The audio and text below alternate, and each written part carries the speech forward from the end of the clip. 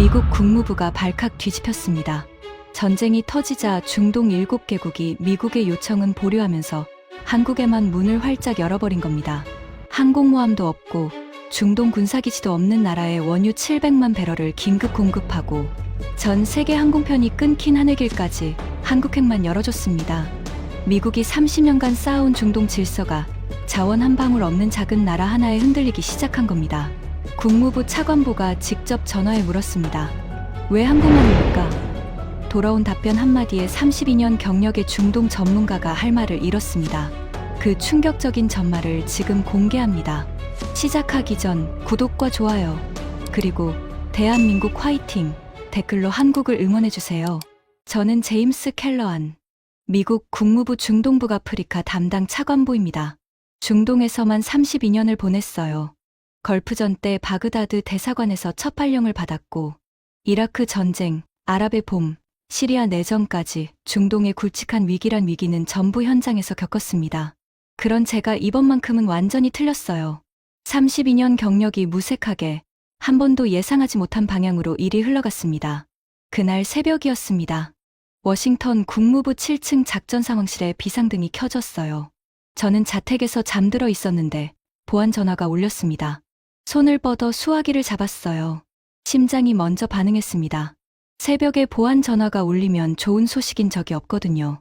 차관보님, 에픽 퓨리 작전이 개시됐습니다. 이란 테헤란에 첫 타격이 들어갔습니다. 침대에서 벌떡 일어났습니다. 손가락이 떨렸어요. 서랍에서 넥타이를 꺼내는데 2번이나 매듭이 풀렸습니다. 에픽 퓨리. 며칠 전부터 대기하고 있던 작전명이었지만 막상 현실이 되니 등골이 서늘했어요. 이란 본토를 직접 치는 건 미국 역사상 처음이었습니다. 차를 몰고 국무부로 달렸어요. 새벽 3시 워싱턴 거리는 텅 비어 있었습니다. 하지만 국무부 건물에는 이미 불이 환하게 켜져 있었어요. 7층 작전 상황실에 들어서자 15명의 참모들이 화면을 응시하고 있었습니다. 대형 모니터 4개가 벽면을 채우고 있었어요. 첫 번째 화면에는 이란 테헤란 위성 사진, 두 번째에는 호르무즈 해협 실시간 선박 추적, 세 번째에는 걸프 지역 미군 배치 현황, 네 번째에는 CNN 생방송이 돌아가고 있었습니다. 켈러한 차관보님, 현재 상황 브리핑 드리겠습니다. 국방부 연락관 마이크 도어티 대령이 일어섰어요. 저와 15년을 같이 일한 중동 전문가였습니다. 이스라엘 공군과 합동으로 테헤란 핵시설 3곳, 혁명수비대 사령부 2곳에 정밀 타격이 완료됐습니다. 하메네이 사망 미확인. 이란 혁명수비대가 보복을 선언했고 호르무즈 해협 전면 봉쇄를 공표했습니다. 런던 로이드 보험사가 걸프 지역 전체의 전쟁 위험 보험을 중단했습니다. 저는 의자에 앉으며 커피를 한 모금 마셨습니다. 쓴맛이 혀끝을 찔렀어요. 호르무즈 봉쇄. 이건 단순한 군사 작전이 아니었습니다. 전 세계 경제의 숨통을 틀어막는 거였어요. 호르무즈 해협은 폭이 33km에 불과하지만 유조선이 실제로 다닐 수 있는 항로는 고작 6km였습니다. 들어가는 길 3km, 나오는 길 3km. 전 세계 원유 수송의 28%가 이 바늘구멍 같은 길을 통과하고 있었죠. 보험이 끊기면 배는 못 움직입니다. 물리적 봉쇄가 아니라 금융 봉쇄예요. 사실상 해협이 막힌 거나 다름없었습니다. 도어티 대령, 동맹국 상황은? 제가 물었습니다. 일본이 가장 심각합니다. 원유 수입의 95%가 중동입니다. 독일, 한국, 인도 순으로 타격이 클 것으로 예상됩니다. 저는 고개를 끄덕였어요. 예상대로였습니다. 32년간 중동을 봐왔으니까요. 위기가 터지면 자원 없는 나라부터 쓰러집니다. 원유를 자체 생산하지 못하는 나라, 비축유가 부족한 나라, 대체 수송로가 없는 나라. 순서가 정해져 있었어요. 각국 대사관에 연락하세요. 동맹국 지원 요청이 쏟아질 겁니다. 우선순위 리스트 뽑아주세요. 제가 지시했습니다. 참모진이 일제히 움직이기 시작했어요. 전화가 울리고 키보드 소리가 쏟아지고 모니터 앞에서 속삭이는 소리가 뒤섞였습니다. 저는 창밖을 바라봤어요. 워싱턴의 새벽 하늘이 어둡게 깔려 있었습니다. 하지만 마음은 차분했어요. 이런 위기는 처음이 아니었으니까요. 걸프전, 이라크전, 아랍의 봄. 중동에서 불이 붙을 때마다 미국이 호스를 잡았습니다. 질서를 잡고 동맹국을 보호하고 문제를 해결했어요. 이번에도 다르지 않을 거라고 생각했습니다. 그때까지는요. 2시간 뒤 참모진이 동맹국 우선순위 리스트를 가져왔습니다. A사 용지 3장짜리였어요. 중동 에너지 의존도, 군사협력 수준, 전략적 중요도를 종합해서 순위를 매긴 겁니다. 1순위는 일본이었어요. 원유 의존도 95%, 미일 동맹의 핵심 축, 인도태평양 전략의 중심. 당연한 순서였죠. 2순위 독일, 3순위 인도, 4순위 호주. 한국은 7순위였습니다. 저는 리스트를 보며 고개를 끄덕였어요. 한국, 원유 수입의 72%를 중동에 의존하고 있었습니다. 숫자만 보면 꽤 심각한 수준이었죠. 하지만 제 머릿속에서 한국은 늘 같은 위치였어요. 미국이 깔아놓은 안보 우산 아래서 경제만 키운 나라. 냉정하게 들릴 수 있지만 사실이었습니다. 한국이 중동에 뭘 가지고 있었겠어요? 아덴만에 구축함 한 척 띄워놓은 게 전부였습니다. 청해부대라고 했죠. 300명 규모. 호르무즈 해협을 통제할 능력은 당연히 없었어요.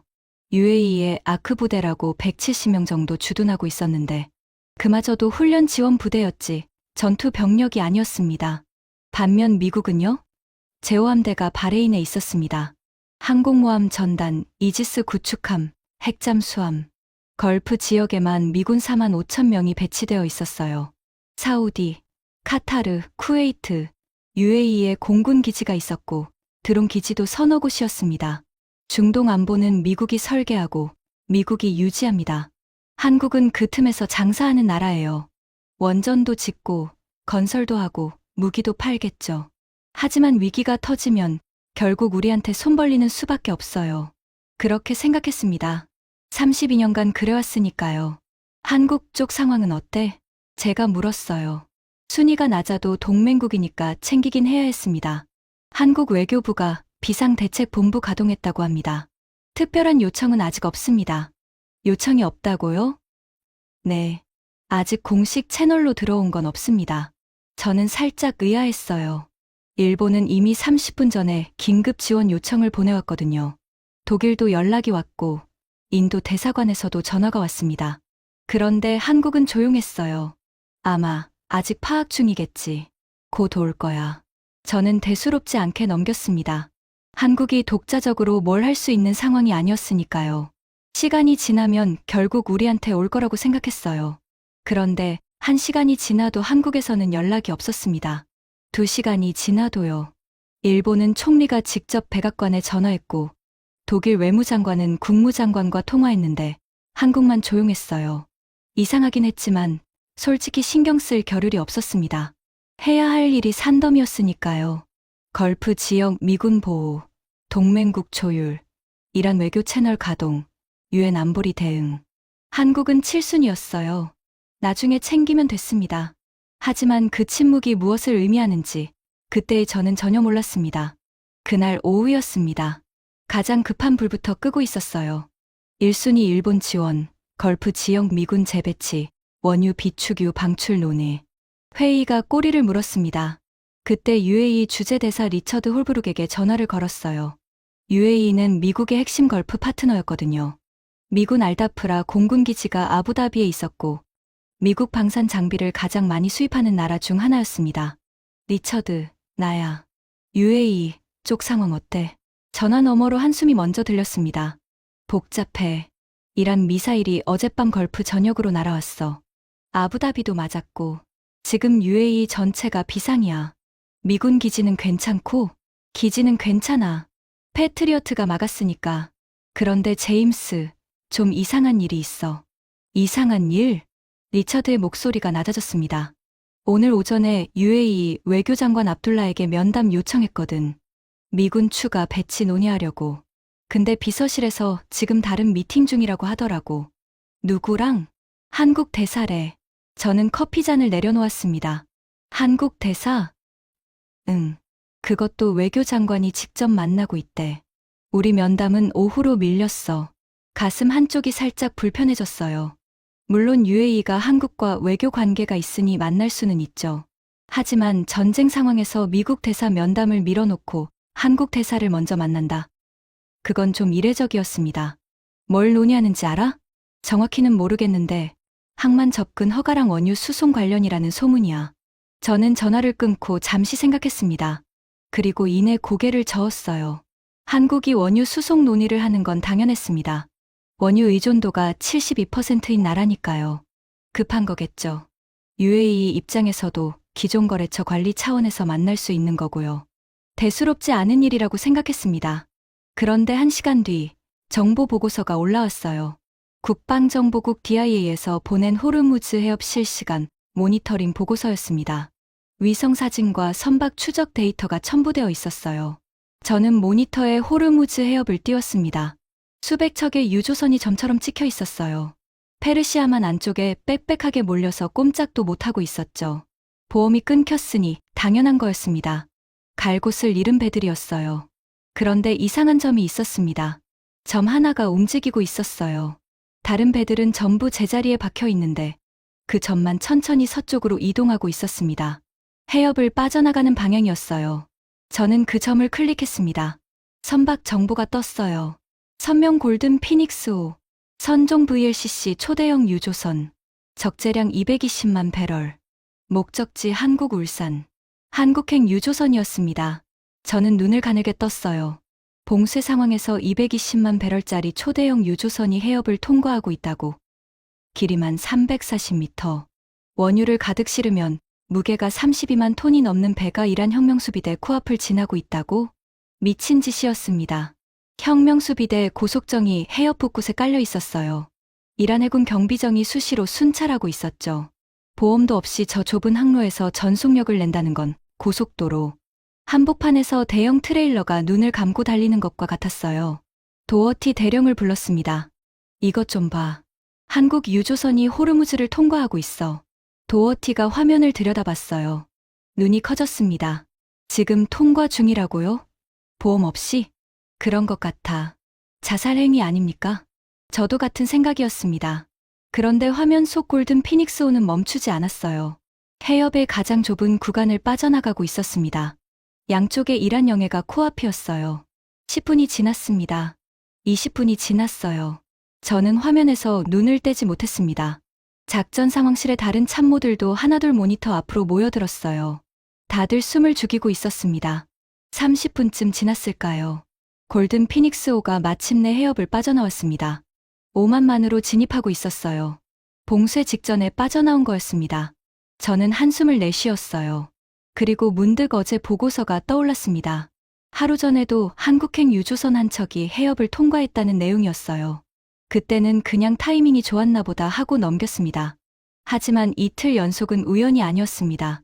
누군가 움직이고 있었어요. 계획적으로. 저는 의자의 등을 기대며 생각했습니다. 수백 척의 배가 멈춰 있는데 한국 배만 움직인다. 미국 배도 못 움직이는 상황에서. 왜? 그때까지 저는 답을 몰랐어요.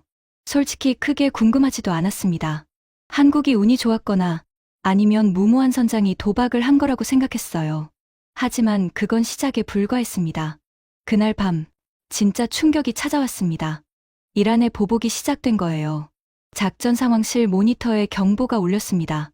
붉은 점들이 이란 쪽에서 걸프 지역 전체를 향해 쏟아져 나왔어요. 탄도 미사일과 자폭 드론이었습니다. 65발 이상이 동시에 날아왔어요. 아부다비, 두바이, 도하, 리야드. 걸프의 주요 도시들이 전부 사정권 안에 있었습니다. 수십만 명이 사는 도시들이었어요. 미사일 한 발만 뚫려도 수백 명이 죽을 수 있었습니다. 저는 주먹을 꽉 쥐었어요. 손바닥에 땀이 차올랐습니다. 패트리어트 가동. 도어티가 소리쳤습니다. 미군 방공 체계가 작동하기 시작했어요. 화면에서 파란 점들이 붉은 점들을 향해 올라갔습니다. 요격이 시작된 거였죠. 1분, 2분, 3분. 작전 상황실 전체가 숨을 멈췄습니다. 모니터 속에서 점들이 하나씩 사라지고 있었어요. 요격되고 있는 거였죠. 5분이 지나자 대부분의 붉은 점이 사라졌습니다. 요격 완료. 걸프 지역 주요 도시 피해 없음. 한숨이 터져 나왔어요. 작전 상황실, 여기저기서 안도의 소리가 들렸습니다. 저도 의자에 깊이 몸을 묻었어요. 등에 식은땀이 배어 있었습니다. 패트리어트 요격 성공입니다. 국방부에 보고하겠습니다. 도어티가 말했어요. 저는 고개를 끄덕였습니다. 패트리어트. 미국이 자랑하는 방공 시스템이었습니다. 걸프 지역에 배치해둔 게 제 역할을 한 거였죠. 그런데 이 뿌듯함도 오래가지 못했습니다. 다음 날 아침, 제 32년 경력을 뒤흔드는 보고서가 책상 위에 놓였거든요. 그 보고서 한 장이 모든 것의 시작이었습니다. 다음 날 아침이었습니다. 책상 위에 국방정보국 DIA 기밀 보고서가 놓여 있었어요.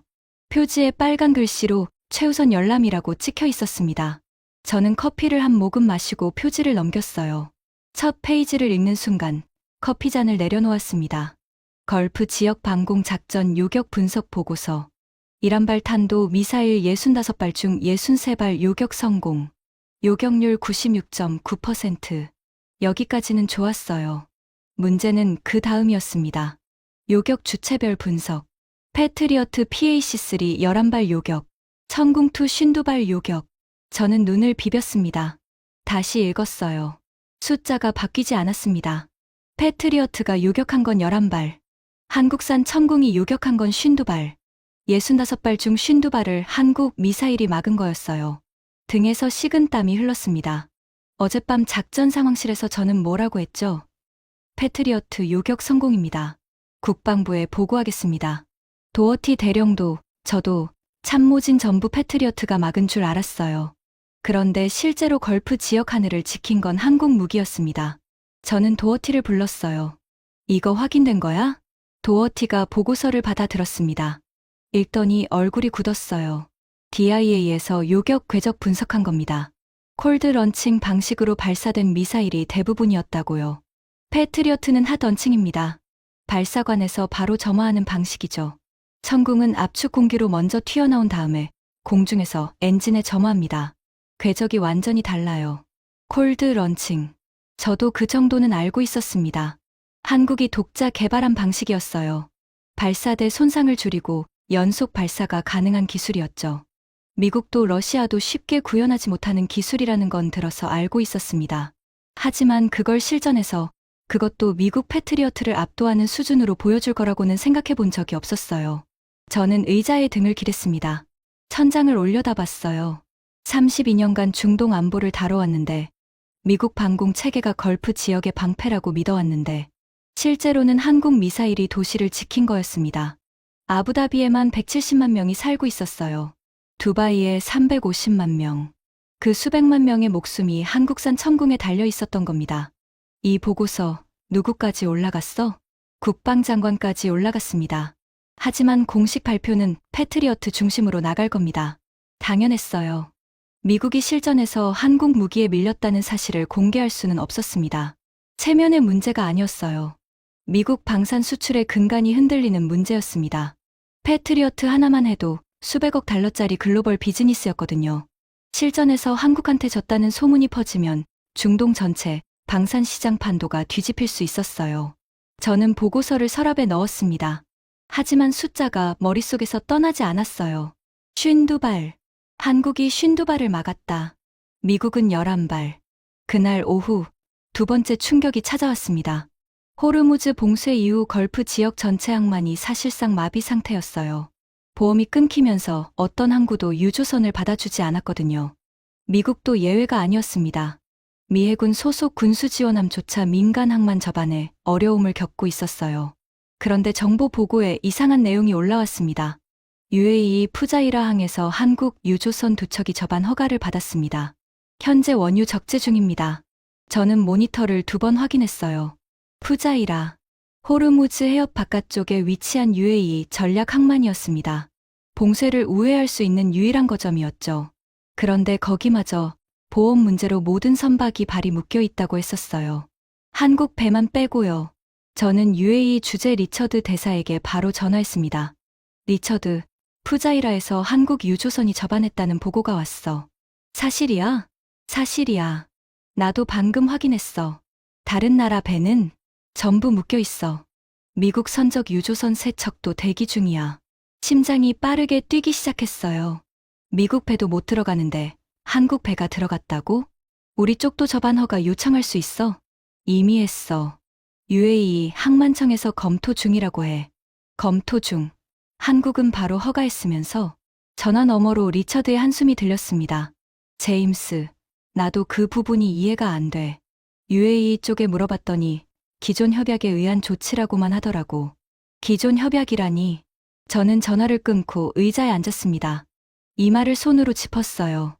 미국이 걸프 지역에 4만 5천 명의 병력을 주둔하고 있고 패트리어트로 하늘을 지키고 있는데 항만 접근은 한국이 먼저라고? 뭔가 놓치고 있는 게 있었습니다. 저는 참모에게 지시했어요. 한국과 UAE 사이에 체결된 협정 목록 전부 가져와. 군사협력, 에너지협정, 건설 계약 전부. 30분 뒤 참모가 서류 뭉치를 들고 왔습니다. 두께가 상당했어요. 저는 하나씩 넘기기 시작했습니다. 바라카 원전 건설 계약, 230억 달러. 천궁2 방공, 체계 수출 계약, 35억 달러. 에너지 전략 동반자 협정, 원유 장기 공급 계약. 숫자들이 눈앞에 펼쳐졌어요. 하지만 그건 시작에 불과했습니다. 서류를 넘길수록 입이 벌어졌어요. 현대건설 UAE 인프라 프로젝트 누적 수주, 280억 달러. 삼성물산 두바이 메트로 연장 프로젝트, 48억 달러. 대우건설 아부다비 신도시 개발, 95억 달러. SK의 코플랜트 태양광 발전단지, 22억 달러. 한국 기업들이 UAE에서 수주한 프로젝트 총액을 합산했더니 놀라운 숫자가 나왔습니다. 누적 780억 달러. 우리 돈으로 110조 원이 넘었어요. 30년간 쌓인 금액이었습니다. 저는 서류를 내려놓았어요. 손이 살짝 떨렸습니다. 780억 달러. 이건 단순한 거래, 규모가 아니었어요. 한 나라의 인프라를 통째로 지은 수준이었습니다. 발전소, 도로, 철도, 항만, 도시 전체를 한국이 지었어요. 미국도 UAE에 무기를 팔았습니다. F-35 논의도 했고 패트리어트도 배치했어요. 하지만 무기 수출과 인프라 건설은 차원이 달랐습니다. 무기는 계약서에 사인하고 납품하면 끝이에요. 하지만 도시를 짓는 건 수천 명의 사람이 수년간 현장에서 땀을 흘리는 거였습니다. 그 차이를 그때 처음 느꼈어요. 이틀 뒤 국방부에서 연락이 왔습니다. 합동참모본부 중동전략실장 브라이언 웨스트 소장이 보안 화상회의를 요청했어요. 제임스, 좀 골치 아픈 일이 생겼어. 웨스트 소장의 표정이 어두웠습니다. 화면 너머로 보이는 그의 책상 위에 서류가 산처럼 쌓여 있었어요. 레이시온에서 난리야. 천궁 실전 데이터가 어떻게 흘러나갔는지 몰라도 중동 방산 시장이 술렁이고 있어. 레이시온. 패트리어트 제조사였습니다. 미국 방산업계의 간판이었죠. 저도 레이시온 경영진과 몇 차례 만난 적이 있었어요. 걸프 국가들의 패트리어트를 팔 때 국무부 차원에서 지원해준 적도 있었고요. 구체적으로 뭐가 문제야? 사우디, 카타르, 쿠웨이트에서 천궁 도입 문의가 들어오고 있어. 이번 실전 결과를 보고 관심을 갖기 시작한 거지. 레이시온 부사장 데이비드 모건이 직접 두바이로 갔어. 패트리어트 추가 도입 논의하러. 그래서 웨스트 소장이 고개를 저었습니다. UAE 국방부 차관이 면담에서 대놓고 말했대. 우리는 실전 결과를 기준으로 방공망을 재검토하고 있고 이미 한국과 추가 협의를 진행 중이라고. 저는 입술을 깨물었어요. UAE가 미국 방산업체 부사장 앞에서 한국을 언급했다고? 외교적으로 그건 상당히 노골적인 메시지였습니다. 보통 걸프 국가들은 미국 앞에서 다른 나라 무기 이야기를 꺼내지 않아요. 미국 눈치를 보거든요. 그런데 UAE가 그 벽을 넘은 거였어요. 더 있어. 기자회견에서 알자지라 기자가 물었대. 그날 밤 패트리어트가 요격한 미사일이 몇 발이냐고. 천궁은 65발 중 52발을 막았다는데 패트리어트는 몇 발이냐고. 모건이 뭐라고 했어?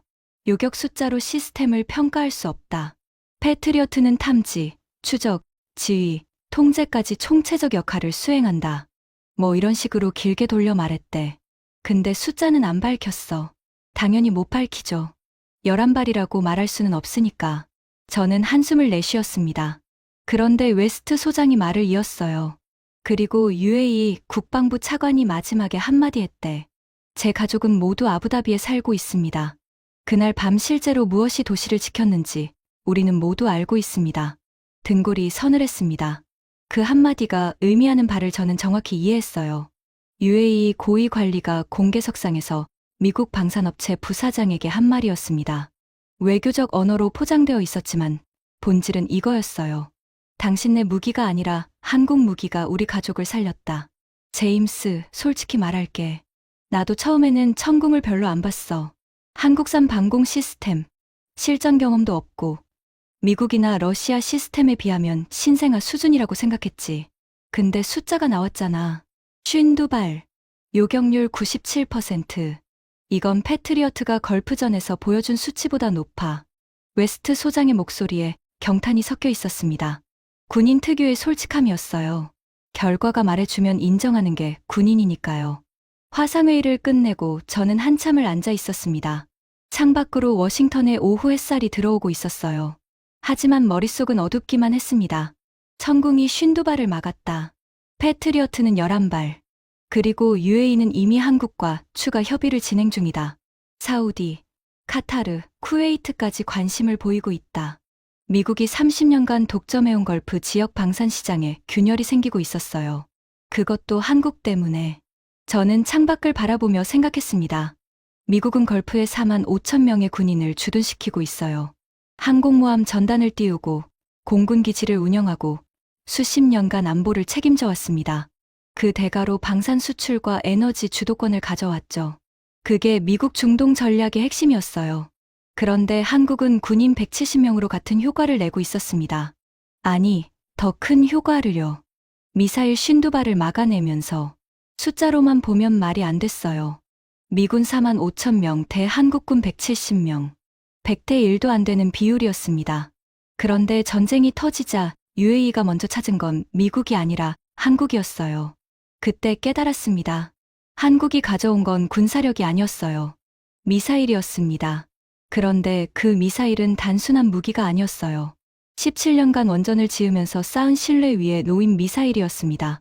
같은 미사일이라도 신뢰가 없으면 팔 수 없어요. 걸프 국가들이 자국 하늘을 맡기려면 그 나라를 믿어야 하니까요. 미국은 힘으로 안보를 팔았습니다. 한국은 신뢰로 안보를 팔았어요. 그리고 이번 전쟁에서 신뢰가 이겼습니다. 하지만 그건 아직 깨달음의 반쪽이었어요. 진짜 충격은 그 다음에 왔습니다. 사흘 뒤 파리에서 전화가 왔습니다. 국무부 유럽 담당 동료 캐서린 뒤프레였어요. 프랑스 외교부와 정기적으로 접촉하는 역할이었죠. 제임스, 프랑스 쪽에서 재미있는 이야기가 나왔어. 내가 관심 가질 만한 거야. 뭔데? 바라카 원전 이야기야. 기억나지? 바라카. 물론 기억했습니다. UAE 바라카 원전. 전 세계 원전 수주 역사상 가장 극적인 수주전이었어요. 한국이 프랑스, 미국, 일본을 제치고 따낸 230억 달러짜리 계약이었죠. 프랑스 원자력청 출신 장 피에르 마르탱이라고 지금 에너지 컨설팅 하는 사람이 있어. 그 사람이 당시 아레바 중동 영업팀에 있었대. 바라카 입찰 현장에 직접 갔었던 사람이야. 저는 수화기를 꽉 잡았어요. 그 사람이 뭐래? 캐서린이 잠시 뜸을 들이더니 말했습니다. 당시 아레바 임원이 한국팀을 보고 이렇게 말했대. 한국 원전을 선택하는 건 최고급 벤츠 대신 낡은 자전거를 타는 꼴이라고. 프랑스 팀 전체가 웃었대. 저도 모르게 피식 웃었어요. 프랑스다운 오만함이었습니다. 그런데 한국이 이겼어. 프랑스는 충격에 빠졌고 마르탱 말로는 그날 아레바 팀 전체가 아부다비 호텔바에서 밤새 술을 마셨대. 어떻게 진 건데? 여기가 핵심이야. 프랑스가 진 이유를 마르탱이 분석했는데 재미있어. 기술력은 프랑스가 앞섰대. 원전 역사로 보면 프랑스가 원조니까. 가격도 크게 차이 나지 않았고 결정적인 건 시공 신뢰도였대. 시공 신뢰도? 한국은 1970년대부터 고리 원전을 시작으로 25기를 지었는데 단 한 번도 공기를 크게 초과한 적이 없었대. 약속한 기한에 약속한 예산으로 매번 완공했다는 거야. 반면 프랑스는 같은 시기에 핀란드 올킬로토 원전에서 14년 넘게 공기가 지연됐고 자국 플라망빌 원전도 10년 넘게 늦어지고 있었어. 저는 입을 다물었습니다. 핀란드 올킬로토는 유명한 사례였어요. 원래 4년 만에 완공할 계획이었는데 18년이 걸렸습니다. 예산도 35억 유로에서 120억 유로로 3배 넘게 뛰었죠. 프랑스 원전 산업의 치명적인 오점이었어요. 마르탱이 그러더라. UAE가 최종 결정할 때 모하메드 왕세자가 딱 한마디 했대. 우리는 약속을 지키는 나라와 일하고 싶다. 그 한마디에 230억 달러가 움직인 거였습니다. 캐서린의 이야기는 거기서 끝나지 않았어요. 그리고 바라카 원전 건설에 17년이 걸렸잖아. 한국 기술자들이 섭씨 52도 사막에서 17년을 일한 거야. 마르탱이 한 번 현장에 가봤대. 한국 사람들이 명절에도 안 돌아가고 현장을 지키고 있더래. 아이가 태어나도 부모님이 돌아가셔도 현장을 떠나지 못하는 사람들이 있었대. 저는 아무 말도 하지 못했습니다. 그 사람이 마지막에 이런 말을 했어. 우리는 한국을 자전거라고 불렀다. 하지만 17년이 지나고 보니 자전거가 아니라 우리가 따라갈 수 없는 길을 달리고 있었다. 프랑스는 약속을 못 지키면서 기술이 좋다고 자랑했고 한국은 말없이 약속을 지켰다. 승부는 처음부터 정해져 있었다. 전화를 끊은 뒤 저는 한참을 앉아 있었어요. 마르탱의 말이 머릿속에서 맴돌았습니다. 약속을 지키는 나라. 미국은 걸프에 항공모함을 보냈습니다. 프랑스는 최첨단 기술을 가져왔어요. 하지만 UAE가 선택한 건 약속을 지키는 나라였습니다. 한국이었어요.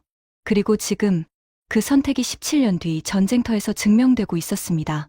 바라카 원전이 UAE 전력의 28%를 책임지고 있었고 그 위에 쌓인 신뢰가 천국 미사일 계약으로 이어졌고 그 미사일이 실전에서 도시를 지켰어요.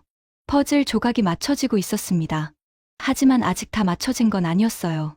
항만은 설명이 됐고 미사일도 설명이 됐습니다. 그런데 한 가지가 더 남아 있었어요. 사람이었습니다. 전쟁 나흘째였습니다. 새벽 긴급 브리핑이 잡혔어요. 걸프 지역 자국민 보호 상황 보고였습니다. 상황실에 들어서자 참모들의 표정이 좋지 않았어요. 차관보님, 현재 걸프 지역 체류 미국 시민이 약 7만 5천 명입니다. 두바이에만 4만 명이 넘습니다. 공항이 전면 폐쇄된 상태라 출국이 불가능합니다. 우리 대사관 대응은 국무부 여행 경고를 최고 단계로 올렸고 이용 가능한 상업 교통편을 통해 즉시 출국하라는 성명을 발표했습니다. 저는 이 말을 손으로 짚었어요. 비행기가 안 뜨는데 비행기를 타라. 스스로 말해놓고도 무력감이 밀려왔습니다. 하지만 현실적으로 할 수 있는 게 그것뿐이었어요. 7만 5천 명을 군용기로 빼내려면 수백 대가 필요한데 지금 걸프 지역 상공은 전투기와 미사일이 날아다니고 있었거든요. 다른 나라들은 영국이 대피 지원 계획 수립 중이라고 발표했습니다. 일본은 총리가 국가안보회의를 소집하고 관계 협의체를 구성하겠다고 했습니다. 수립 중, 협의체 구성, 전부 말이었어요. 서류가 오가고 회의가 이어지는 동안 사람들은 폭격 속에 갇혀 있었습니다. 한국은 참모가 잠시 멈칫했습니다. 한국은 좀 다릅니다. 뭐가 달라? 이란 테헤란에서 한국 대사관이 버스로 육로 대피를 이미 시작했습니다. 저는 눈이 커졌어요. 뭐라고? 버스로? 네. 전쟁 발발 나흘 만에 버스 2대로 교민 32명을 태우고 테헤란을 떠났습니다. 목적지는 트르크메니스탄 국경입니다. 1200km 거리입니다. 서울에서 부산을 3번 왕복하는 거리였어요. 폭격이 쏟아지는 이란 한복판을 버스로 달리겠다고? 미국은 7만 5천 명한테 알아서 떠나라는 성명이나 내고 있는데 한국은 32명을 직접 버스에 태워서 빼내고 있다고? 참모가 이어서 말했어요. 그리고 출발 6분 뒤에 대사관 인근에 공습이 있었습니다. 버스가 6분만 늦었으면 폭격에 맞았을 겁니다. 작전 상황실이 조용해졌습니다. 6분. 그 6분이 생사를 갈랐어요. 저는 숨을 크게 들이쉬었습니다. 그리고 물었어요. 근데 트르크메니스탄이 국경을 열어줘. 거기 세계에서 가장 폐쇄적인 나라잖아. 비자 발급에만 3주 걸리는 곳 아니야? 참모가 고개를 끄덕였어요. 그게 놀라운 부분입니다. 트르크메니스탄이 한국 정부의 긴급 요청을 받고 6시간 만에 국경을 열었습니다. 6시간? 네. 비자 없이 긴급 입국을 허가했습니다. 한국인 전용 통로까지 별도로 만들어줬습니다. 저는 의자 팔걸이를 움켜쥐었어요. 6시간. 트르크메니스탄이 6시간 만에 국경을 열었다고. 미국이 같은 요청을 했으면 가능했을까? 솔직히 자신이 없었습니다. 트르크메니스탄은 미국과 외교 관계가 깊지 않았어요. 미군 기지도 없었고 동맹국도 아니었습니다. 왜 한국한테 열어준 거야? 저는 물었어요. 참모가 태블릿을 꺼내 화면을 보여줬습니다. 현대 엔지니어링이 트르크메니스탄에서 가스 플랜트를 건설했습니다. 갈키니시 가스전 개발 프로젝트요. 세계 2위 규모입니다. 대우건설이 파이프라인을 깔았고 수천 김에 달합니다. 한국 기업들이 트르크메니스탄에서 수주한 프로젝트 총액이 130억 달러가 넘습니다. 130억 달러. 세계에서 가장 폐쇄적인 나라의 핵심 인프라를 한국이 지은 거였어요. 사막 한가운데서 영하 35도 겨울과 영상 48도 여름을 견디며 수십 년간 일한 거였습니다. 그 사람들 때문에 국경이 열린 거야? 정확합니다. 한국 건설 노동자들이 수십 년간 현장을 지키면서 쌓은 신뢰가 있었기 때문에 가능한 일이었습니다. 저는 창밖을 바라봤어요. 워싱턴의 하늘이 맑았습니다. 하지만 제 머릿속은 폭풍이 몰아치고 있었어요. 미국은 성명을 냈고, 영국은 계획을 세웠고, 일본은 회의를 열었습니다. 한국은 버스를 굴렸어요. 그리고 그 차이가 사람의 목숨을 갈랐습니다. 버스 이야기는 여기서 끝나지 않았어요. 참모가 추가 보고를 했습니다. 그리고 국경에서 문제가 생겼습니다. 버스에 타고 있던 교민 중 이란 국적 배우자가 4명 있었는데 트르크메니스탄이 이란 국적자 입국을 거부한 겁니다. 그럼 어떻게 됐어? 한국 영사가 국경 수비대에게 직접 교섭했습니다. 이 사람들은 한국인의 가족입니다. 함께 가게 해달라고. 수비대가 상부에 보고했고 3분 뒤에 허가가 났습니다. 32명 전원 통과했습니다. 3분. 저는 그 숫자를 곱씹었어요. 국경선 하나를 사이에 두고 가족이 갈라질 뻔한 상황에서 한국 영사가 직접 나서서 3분 만에 해결한 거였어요. 미국 대사관이었으면 어떻게 했을까? 솔직히 말하면 워싱턴에 보고하고 법률 검토 들어가고 승인 절차 밟고 아마 이틀은 걸렸을 거예요. 그 사이에 가족은 전쟁터에 남겨졌겠죠. 저는 손으로 얼굴을 감쌌어요. 부끄러웠습니다. 세계 최강국이라는 미국이 7만 5천 명한테 알아서 떠나라고 하고 있을 때 한국은 32명을 한 명도 빠뜨리지 않고 직접 데리고 나왔어요. 수도 차이가 아니었습니다. 의지의 차이였어요. 그때 또 다른 보고가 왔습니다. 차관보님, 두바이 주재 미국 교민들에게서 항의 전화가 쏟아지고 있습니다. 뭐라고 하는데? 한국 대사관이 자국민한테 직접 연락해서 대피 계획을 안내하고 있답니다. 반면 미국 대사관에서는 홈페이지에 성명만 올려놨다고. 왜 한국처럼 못하냐는 겁니다. 가슴이 뜨끔했어요. 그리고 한국은 과거에도 이런 적이 있었어요. 참모가 한국의 중동 철수 작전 기록을 정리해서 보내줬습니다. 리비아 내전 때 1260명을 열흘 만에 빼냈고, 아프가니스탄에서는 카불 공항 폭탄 테러 하루 전에 391명을 탈출시켰어요. 수단 내전에서도 특수부대를 투입해서 교민을 구출했죠. 매번 미국보다 먼저 움직였습니다. 32년간 중동을 봤지만 한국의 이런 면을 진지하게 본 적이 없었어요. 무임승차 나라, 자원도 없는 나라, 미국한테 기대는 나라. 그렇게만 생각했었는데 틀렸어요. 완전히 틀렸습니다. 전쟁 열흘째였습니다. 그동안 일어난 일을 정리해봤어요. 하나, 호르무즈 봉쇄 직전 한국 유조선 2척이 해협을 빠져나왔다. 미국 유조선은 전부 묶여 있었다. 둘, 이란 미사일 65발 중 52발을 한국산 천궁이 요격했다. 패트리어트는 11발이었다. 셋, 한국은 전쟁 나흘 만에 이란에서 버스로 교민을 대피시켰다. 미국은 성명만 냈다. 넷, 세계 최고 폐쇄국가 트르크메니스탄이 한국 요청에 6시간 만에 국경을 열었다. 하나하나만 보면 우연이라고 넘길 수 있었어요. 하지만 이게 전부 동시에 일어났습니다. 우연이 4번 연속으로 겹치면 그건 우연이 아닙니다. 그리고 5번째가 찾아왔어요. 속보가 떴습니다. CNN 하단에 긴급 자막이 흘러나왔어요. UAE 정부, 한국의 원유 700만 배럴 긴급 공급 결정. 전쟁 발발 이후 전면 중단된 민간 항공편을 한국행의 한 해 단독 재개. 저는 모니터를 멍하니 바라봤습니다. 700만 배럴. 한국이 하루에 소비하는 원유량의 2배가 넘는 양이었어요. 그리고 항공편 재개. 전쟁 터진 이후 걸프 지역 하늘길이 전부 막혀 있었는데 한국행만 열었다고? 미국행은 여전히 중단 상태였습니다. 영국행도, 일본행도, 독일행도 전부 막혀 있었어요. 오직 한국행만 열렸습니다. 저는 리처드 대사에게 바로 전화했어요. 손이 떨렸습니다. 리처드, 지금 뉴스 봤어. UAE가 한국행 항공편만 열었다고? 봤어. 나도 방금 UAE 외교부에 확인했어. 미국행은? 아직 안 돼. 왜 한국만이야? UAE 측 설명은 이래. 한국의 천공방공 체계에 대한 보답이자 오랜 파트너십에 대한 신뢰의 표시라고. 저는 전화기를 움켜쥐었어요. 심장이 세차게 뛰고 있었습니다. 리처드, 내가 직접 UAE 외교장관한테 전화할게. 미국행도 열어달라고. 제임스, 솔직히 말할게. 나도 이미 시도했어. 비공식 채널로 타진했는데 돌아온 답변이 있어. 뭐래? 현재 방공 체계 유지에 한국의 협력이 필수적이며 한국 기술자들의 조기 복귀가 UAE 안보에 직결된다는 거야. 그래서 한국행을 우선 개방한 거래. 기술자들? 바라카 원전 운영 기술자, 천궁 시스템 유지 보수 기술자. UAE 전력의 28%가 바라카에서 나오잖아. 전쟁 중에 원전이 멈추면 UAE 전체가 암흑이야.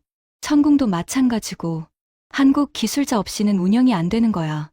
전화를 끊었습니다. 한동안 아무것도 할 수가 없었어요.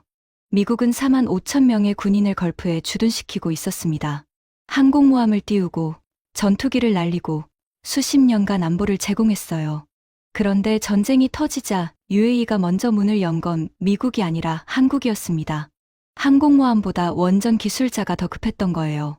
전투기보다 미사일 엔지니어가 더 필요했던 거였습니다. 30분 뒤 제가 직접 UAE 외교장관 압둘라에게 전화를 걸었습니다. 국무부 차관보가 타국 외교장관에게 직접 전화하는 건 상당한 무게감이 있는 행동이에요. 보통은 대사를 통하거든요. 하지만 상황이 급했습니다. 장관님, 켈러한 차관보입니다. 걸프 지역 체류 미국 시민 7만 5천 명의 안전이 걱정됩니다. 미국행 항공편 재개를 요청드립니다. 잠시 침묵이 흘렀어요. 아랍 외교관 특유의 여유 있는 침묵이었습니다. 켈러한 차관보님, 미국과의 관계는 우리에게 매우 중요합니다. 검토하겠습니다. 한국은 바로 허가하셨지 않습니까? 미국과의 관계도 중요하다면서 왜 미국은 검토가 필요합니까? 순간 제가 너무 직접적으로 나갔다는 걸 깨달았어요. 하지만 압둘라 장관은 동요하지 않았습니다. 오히려 목소리가 더 차분해졌어요. 차관보님, 한국은 지난 17년간 우리나라 전력의 28%를 책임지는 원전을 지었습니다. 지금 이 순간에도 한국 기술자 1,800명이 바라카에서 일하고 있어요. 그리고 열흘 전 한국산 미사일이 우리 가족이 사는 도시를 지켜냈습니다. 52발을 막아냈어요. 한국은 30년간 우리 땅에서 약속을 지켜왔고 위기의 순간에 그 약속이 빛을 발했습니다. 항공편은 그에 대한 우리의 답입니다. 저는 아무 말도 할 수 없었습니다. 미국행 항공편도 조만간 재개될 겁니다. 하지만 순서가 있습니다. 양해 부탁드립니다. 전화가 끊겼어요. 수화기를 내려놓는 손이 무거웠습니다. 순서가 있다. 그리고 그 순서에서 미국은 한국 뒤였습니다. 32년간 중동 외교를 해오면서 이런 경험은 처음이었어요. 미국이 어떤 나라 뒤에 줄을 선다. 걸프 지역에서, 미국이 만들고 유지해온 질서에서. 저는 의자에 앉아 두 손으로 얼굴을 감쌌습니다. 머릿속에서 지난 열흘이 영화처럼 지나갔어요. 한국을 7순위에 놓았던 리스트가 떠올랐습니다. 무임승차 나라라고 생각했던 제 판단이 떠올랐어요. 자원도 없고 군사력도 없고 발언권도 없다고 했던 제 말이 떠올랐습니다. 그런데 전쟁이 터지자 움직인 건 한국이었어요. 바다에서 유조선을 빼냈고 하늘에서 미사일을 막았고 땅에서 사람을 구했어요. 미국이 성명을 내고 영국이 계획을 세우고 일본이 회의를 여는 동안 한국은 이미 현장에서 뛰고 있었습니다. 5번, 유조선, 미사일, 교민 대피, 국경 개방, 항공편. 5번 전부 한국이 먼저였어요. 우연이 아니었습니다. 30년간 쌓아온 것들이 전쟁터에서 한꺼번에 터진 거였어요. 원전을 짓고, 도시를 세우고, 파이프라인을 깔고, 미사일을 배치한 사람들. 섭씨 52도 사막에서 명절에도 안 돌아가고 현장을 지킨 사람들. 그 사람들이 만들어 놓은 신뢰가 전쟁이라는 극한 상황에서 폭발한 거였습니다. 미국은 힘이 있었어요. 한국은 신뢰가 있었습니다. 그리고 이번에는 신뢰가 이겼어요. 그때 속보가 또 떴습니다. 한국에서 천궁 미사일 35발이 UAE에 도착했습니다. UAE 공군 수송기 C-17이 직접 한국까지 가서 가져왔습니다. 요청부터 도착까지 이틀. 미사일을 이틀 만에 보냈다고. 작전 상황실 참모들이 웅성거렸어요. 누군가 낮은 목소리로 말했습니다. 미사일을 자판기에서 뽑아가는 거 아닙니까? 농담이었지만 아무도 웃지 않았어요. 1차 물량이었습니다. 2차도 곧 온다고 했어요. 한국이 전쟁 중에 실시간으로 미사일을 공급하고 있는 거였습니다. 저는 모니터를 바라보며 생각했어요. 미국은 걸프에 항공모함을 보냈습니다. 수십 년간 유지비로 수천억 달러를 썼어요. 그런데 전쟁이 터지자 UAE가 긴급하게 요청한 건 항공모함이 아니라 한국 미사일이었습니다. 항공모함은 정치적 상징이었어요. 미사일은 실질적 방패였습니다. 상징보다 실질이 이긴 겁니다. 저는 서랍을 열었어요. 빈 종이를 꺼냈습니다. 보고서를 써야 했어요. 국무장관에게 올릴 보고서. 32년 경력의 중동 전문가로서 지금 벌어지고 있는 일을 정리해야 했습니다. 펜을 잡았어요. 하지만 첫 문장이 나오지 않았습니다. 32년간 쓰던 방식으로는 지금 상황을 설명할 수 없었어요. 한국을 무임승차 나라로 분류한 건 우리의 오판이었다. 그 문장이 머릿속에서 맴돌았지만 차마 적지 못했어요. 그걸 인정하는 순간 32년간 제가 믿어온 것들이 무너지는 거였으니까요. 하지만 숫자가 거짓말을 하지 않았습니다. 52발, 700만 배럴, 6시간, 32명. 사실 앞에서 자존심은 의미가 없었어요. 저는 펜을 들었습니다. 그리고 천천히 적기 시작했어요. 닷새째 되는 날이었습니다. 아침 브리핑에서 도어티가 화면을 띄웠어요. 중동 방산 시장 동향이었습니다.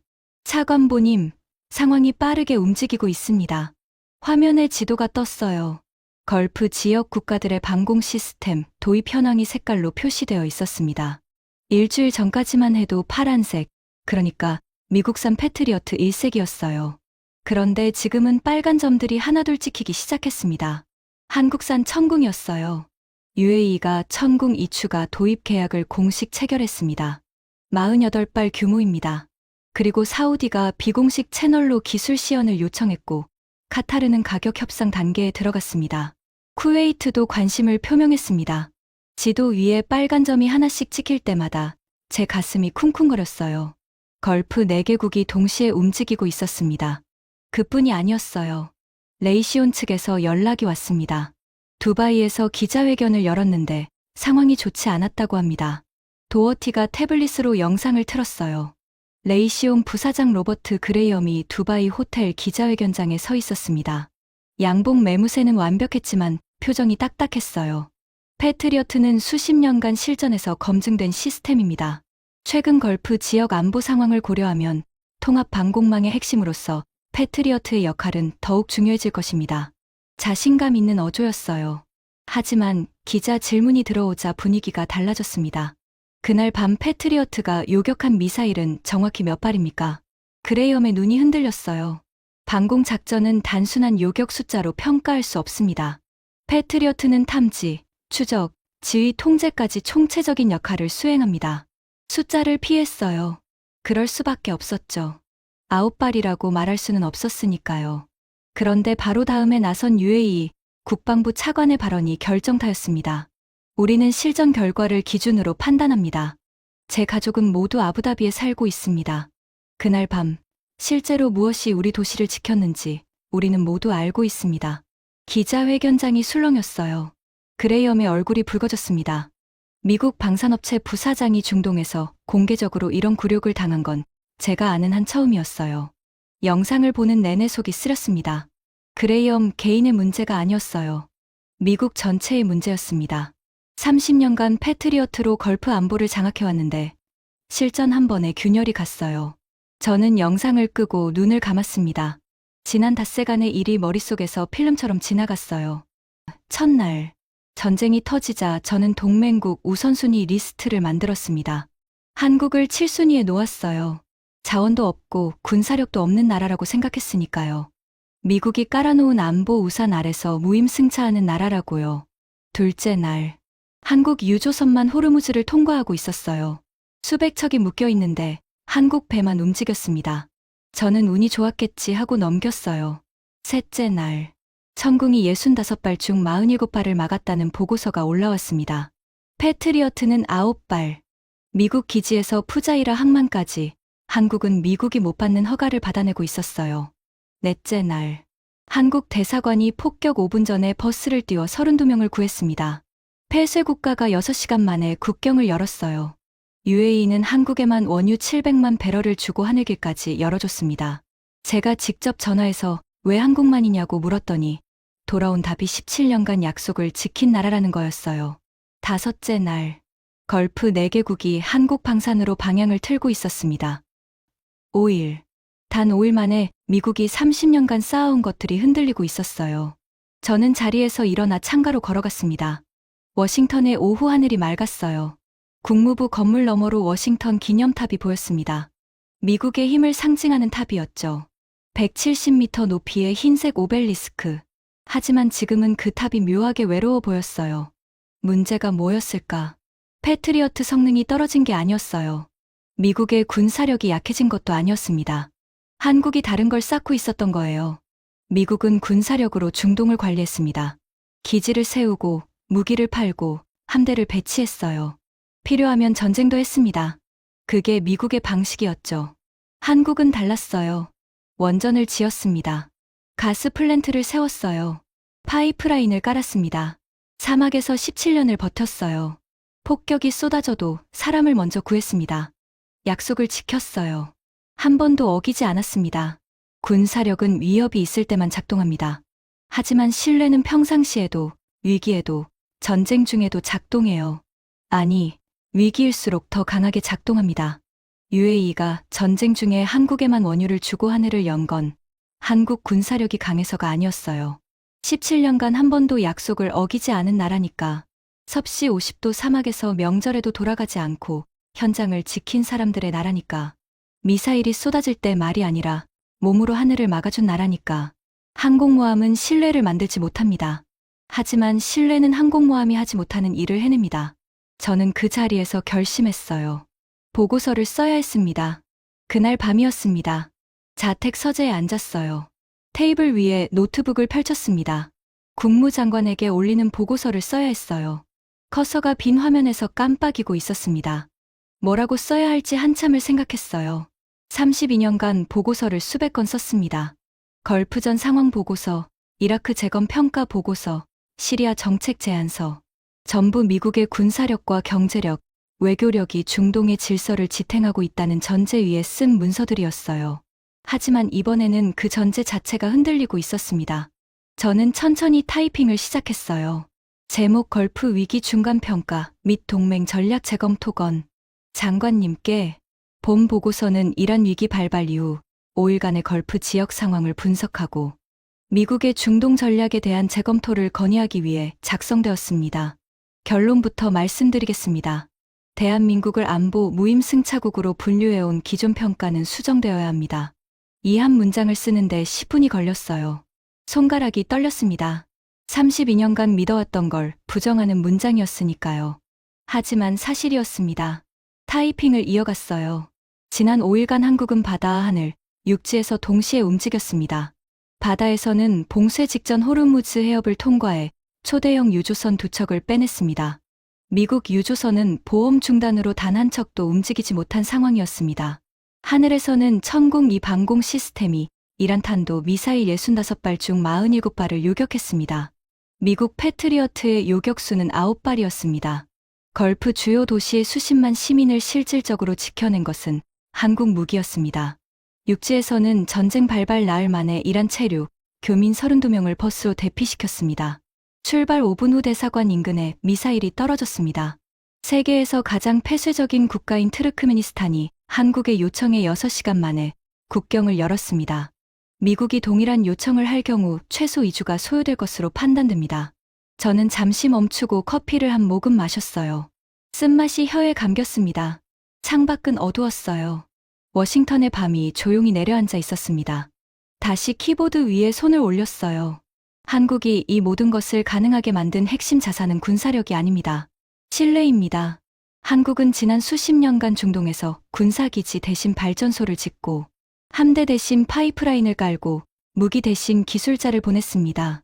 바라카 원전 17년, 트르크메니스탄 가스전 20년, 사우디 주베일 산업항 50년. 그 시간이 축적되어 신뢰가 되었고 그 신뢰가 위기의 순간에 작동했습니다.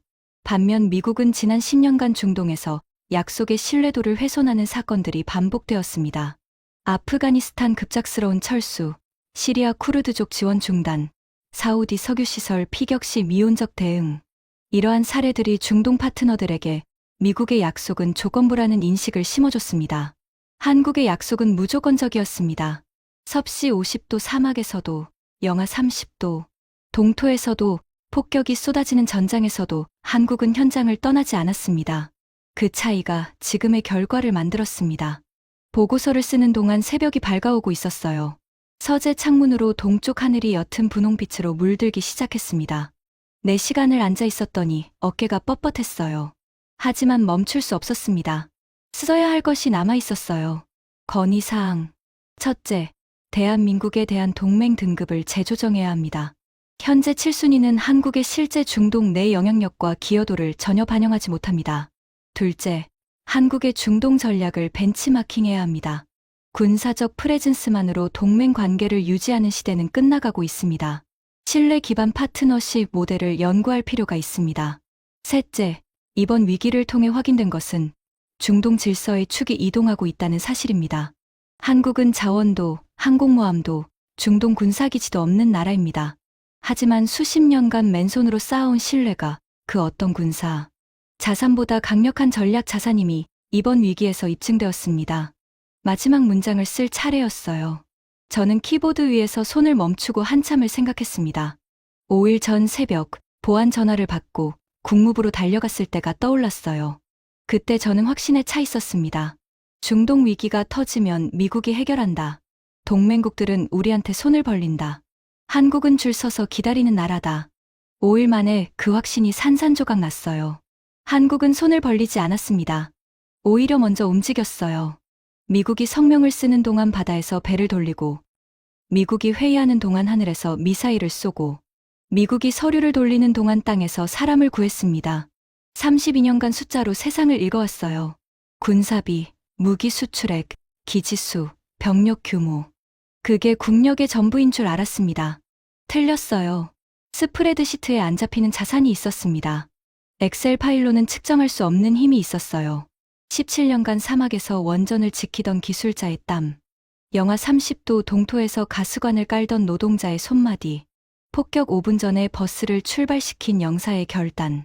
그것들이 모여서 만든 신뢰. 그 신뢰가 항공모함보다 강했습니다. 저는 마지막 문장을 타이핑했어요. 자원 한 방울 없는 나라가 맨손으로 쌓은 신뢰로 중동의 판도를 움직이고 있습니다. 우리가 이 현실을 인정하지 못하면 30년간 쌓아온 중동 전략의 근간이 흔들릴 것입니다. 경의를 표하며 제임스 켈러한 중동 북아프리카 담당 차관보 새벽 5시 17분이었습니다. 보고서를 완성하고 전송 버튼을 눌렀어요. 화면이 한번 깜빡이더니 발송 완료 표시가 떴습니다. 저는 의자에 깊이 몸을 묻었어요. 눈을 감았습니다. 피곤했어요. 5일간 거의 잠을 못 잤으니까요. 하지만 마음은 이상하게 가벼웠습니다. 무거운 짐을 내려놓은 것 같았어요. 32년간 믿어왔던 것을 내려놓는 건 고통스러운 일이었습니다. 하지만 사실 앞에서 눈을 감는 건 더 고통스러운 일이에요. 서재 창밖으로 워싱턴의 아침이 밝아오고 있었습니다. 동쪽 하늘이 주황빛으로 물들었어요. 국무부 건물 너머로 워싱턴 기념탑이 새벽빛을 받아 빛나고 있었습니다. 그 탑은 여전히 높이 서 있었어요. 하지만 오늘 아침 저는 알았습니다. 높이만이 전부는 아니라는 걸. 태평양 건너 한반도 남쪽에 작은 나라가 하나 있었습니다. 땅은 좁고 자원은 없고 항공모함도 없었어요. 하지만 그 나라 사람들은 약속을 지켰습니다. 섭씨 50도 사막에서도, 영하 30도 동토에서도, 전쟁터 한복판에서도 한 번도 현장을 떠나지 않았어요. 그리고 그 약속이 모여서 신뢰가 됐고, 그 신뢰가 위기의 순간 항공모함보다 강한 힘이 되어 돌아왔습니다. 지금까지 자원 한 방울 없는 작은 나라가 어떻게 세계 최강국조차 놀라게 만들며 중동의 판도를 바꿔놓았는지에 대한 이야기였습니다. 강대국들이 회의실에 앉아 서류를 돌릴 때 대한민국은 이미 현장에서 수십 년간 쌓아온 신뢰로 자국민을 구하고 동맹국의 하늘을 지키고 세계 에너지 질서의 새로운 축이 되어가고 있었습니다. 사막의 뜨거운 바람 속에서 우리 기술자들이 17년간 지켜온 약속. 영하 30도 동토에서 우리 노동자들이 맨손으로 깔아온 파이프라인. 그 땀과 인내가 위기의 순간, 그 어떤 항공모함보다 강력한 방패가 되어 돌아온 것입니다. 대한민국 국민이라는 사실이 그 어느 때보다 자랑스러워지는 순간입니다. 오늘 전해드린 이야기가 여러분의 가슴을 뜨겁게 했다면 구독과 좋아요 부탁드립니다. 세계 무대에서 당당히 저력을 보여주는 우리나라가 정말 자랑스럽다면 댓글에 대한민국이라고 힘차게 남겨주세요. 여러분의 댓글 한 줄이 모여 더 큰 대한민국의 울림이 됩니다. 더 감동적인 이야기로 다시 찾아오겠습니다. 지금까지 터칭 스토리였습니다. 감사합니다.